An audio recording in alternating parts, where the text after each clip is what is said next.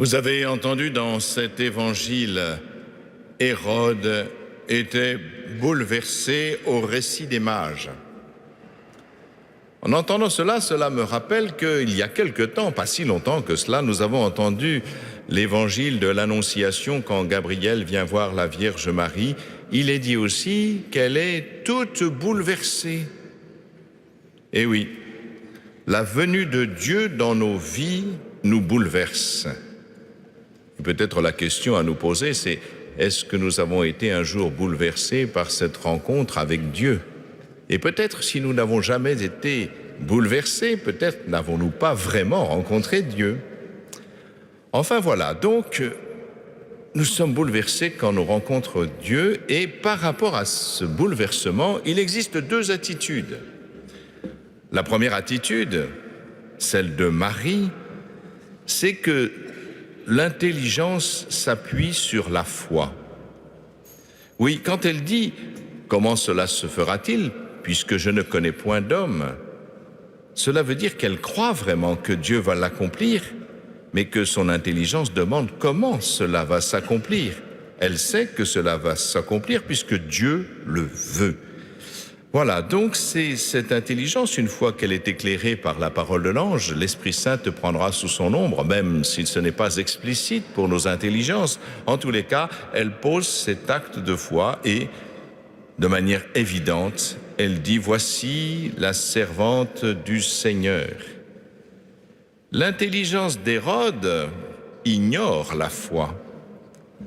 Cet homme, qui n'est qu'un roitelet au fond, même s'il s'appelle Hérode le Grand, un roitelet au service de l'occupant romain, ne croit pas à la parole de Dieu et n'attend rien, il n'attend rien de personne, sinon de lui. Il va oser d'ailleurs un stratagème ignoble pour éliminer un éventuel concurrent. Et je crois que vous voyez, cette question de l'intelligence qui s'appuie sur la foi ou l'intelligence qui ignore la foi, c'est une alternative qui sera toujours la nôtre. Dieu nous a donné l'intelligence pour diriger consciemment nos actes, notre action. Soit elle s'appuie sur la foi qu'il éclaire, en l'élargissant au-delà de tout ce qu'elle peut percevoir, soit elle se contente de ces petits raisonnements intéressés et souvent étriqués qui, au fond, ne mènent qu'à la mort. D'ailleurs, regardez les fruits de cette attitude. Pour Marie, elle exulte de joie. Pour les mages, on nous dit qu'ils se réjouirent d'une très grande joie. Oui, quand l'intelligence s'appuie sur la foi, le fruit, c'est la joie. Regardez Hérode. Il est taraudé par l'inquiétude. Et cette inquiétude va l'amener à commettre le plus abominable des crimes. Les mages ont quitté leur pays. Ils ont vu une étoile. On peut penser que ces hommes venus d'Orient connaissaient la carte du ciel. S'ils venaient de Mésopotamie, on savait qu'ils connaissaient parfaitement l'astrologie, qui mélangeait un peu l'astrologie et l'astronomie, c'est-à-dire la divination et la connaissance exacte des mouvements des étoiles. Et en voyant cela, eh bien, Dieu leur a permis de comprendre qu'il s'adressait à eux. Vous voyez, au travers de ces mages, nous comprenons que Dieu s'adresse au travers de ce que nous pouvons comprendre. Eux pouvaient comprendre les signes du ciel et Dieu leur donne un signe qui répond à leur intelligence. Et nous, quelle est notre étoile? Qu'est-ce qu'il va nous guider?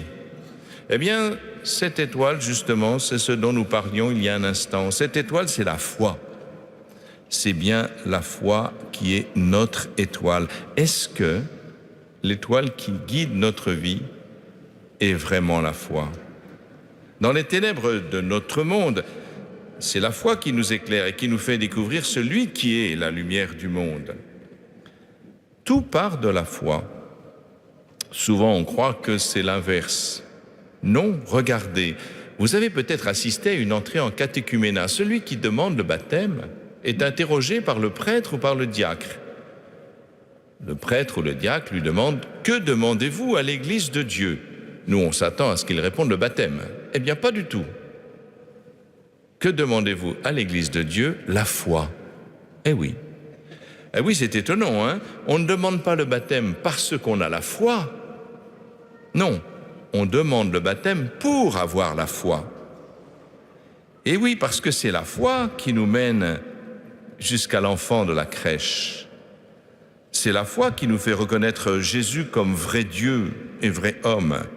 C'est la foi qui nous fait accueillir son corps dans chacune de nos Eucharisties. Oui, c'est la foi qui éclaire notre intelligence. Certes, notre intelligence peut chercher les raisons de croire en Dieu de manière discursive, comme fonctionne notre intelligence. Mais la lumière qui nous permet de connaître le monde invisible et tout ce qui s'y rapporte, c'est la foi. Et la foi élargit notre intelligence aux dimensions de Dieu. D'ailleurs, c'est bien cette foi qui fait que tout à l'heure, nous allons accueillir le corps de Jésus, comme dans chacune de nos Eucharisties. Voilà ce que le pape François nous rappelle à propos de la foi. La foi n'est pas une lumière qui dissiperait toutes nos ténèbres, mais la foi est la lampe qui guide nos pas dans la nuit, et cela suffit pour le chemin. Et vous allez me dire, mais comment acquérir cette foi? Tant de gens nous disent, ah, mais moi je voudrais bien avoir la foi, mais je n'ai pas la foi. Très bien. Mais voilà ce que dit le pape François. La foi consiste en la disponibilité à se laisser transformer toujours de nouveau par l'appel de Dieu. C'est cette question. Vous n'avez pas la foi, vous n'arrivez pas à avoir la foi, mais est-ce que votre cœur est disponible? Est-ce qu'il est disponible à l'appel de Dieu? La foi consiste dans la disponibilité à se laisser transformer toujours de nouveau. Tant de gens n'ont pas envie de bouger, tant de gens n'ont pas du tout envie de se déplacer d'un centimètre par rapport à la vie qu'ils mènent. Comment voulez-vous que la foi les touche, puisque la foi entraîne un bouleversement? Ils n'ont pas envie d'être bouleversés, tout simplement. Alors vous, mes frères, vous, mes sœurs, puissiez-vous être ces nouveaux mages qui se laissent transformer, bousculer, déplacer par l'appel de Dieu. Amen.